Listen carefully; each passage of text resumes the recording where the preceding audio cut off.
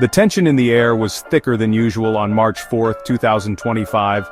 The hallowed halls of Congress, often a stage for political theater, braced themselves for the return of a familiar protagonist, former President Donald J. Trump. This wasn't a campaign rally or a victory lap, it was an address to a nation grappling with uncertainty, a nation still deeply divided after the tumultuous 2024 election. Trump, never one for subtlety, delivered a characteristically fiery speech, clocking in at a record-breaking hour and 39 minutes. His words, a mix of boasts about economic successes and scathing criticisms of the Biden administration, painted a picture of a nation on the brink of either greatness or ruin, depending on which side of the aisle you were sitting on. The economy, a topic always close to the heart of the American people, took center stage. Trade, that old battleground where Trump had once waged tariff wars, was back in the spotlight. And looming large over the domestic agenda was the shadow of immigration, a perennial issue that had lost none of its potency in the intervening years. But beyond the partisan skirmishes and the familiar rhetoric, one question lingered. Could Trump, now addressing Congress not as president but as a citizen, truly unite a nation so deeply polarized? Trump, the self-proclaimed master negotiator, entered familiar territory as he addressed trade, a topic that had been a cornerstone of his previous presidency. He boasted of his administration's successes, pointing to a booming economy and low unemployment rates as evidence of his policy's effectiveness. But the specter of tariffs, a weapon he had wielded liberally in the past, loomed large over his pronouncements. He defended his decision to impose a 25% tariff on Mexican and Canadian imports, a move that sent shockwaves through the North American market.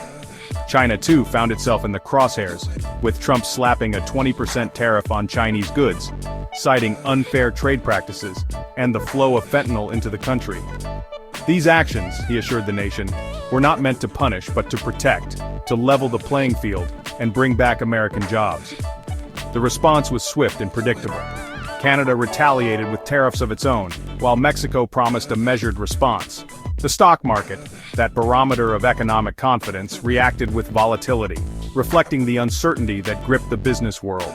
Trump, however, remained undeterred, predicting that these measures would ultimately lead to favorable trade deals, deals that would put America first. From the trade wars of North America, Trump's gaze shifted to the global stage, where the ongoing conflict in Ukraine cast a long shadow.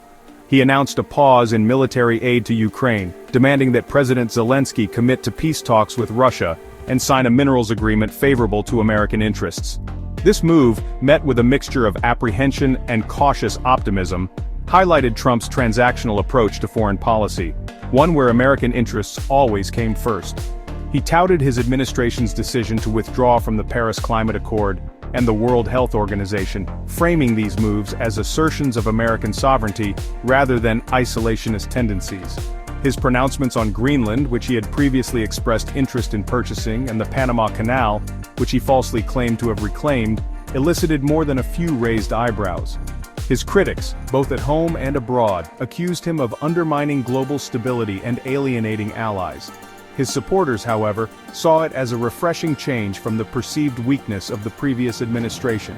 Love him or hate him, one thing was certain: Trump's foreign policy pronouncements were never short on drama or controversy.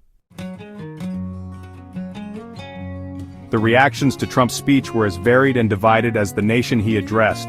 Inside the chamber, the partisan divide was on full display.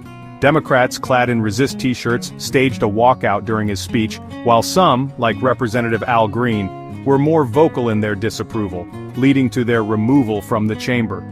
On the Republican side, support for Trump was palpable, with Representative Marjorie Taylor Greene sporting a "Trump was right" hat, a symbol of the unwavering loyalty he commanded from a segment of the population. Senator Elissa Slotkin, delivering the Democratic response, criticized Trump's economic policies, arguing that they benefited the wealthy at the expense of the working class. She called for voter engagement and accountability, urging Americans to reject Trump's divisive rhetoric.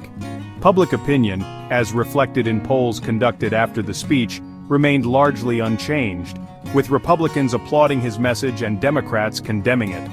Trump's return to the political stage, even if not in an official capacity, served as a stark reminder of the deep divisions that continue to plague American society.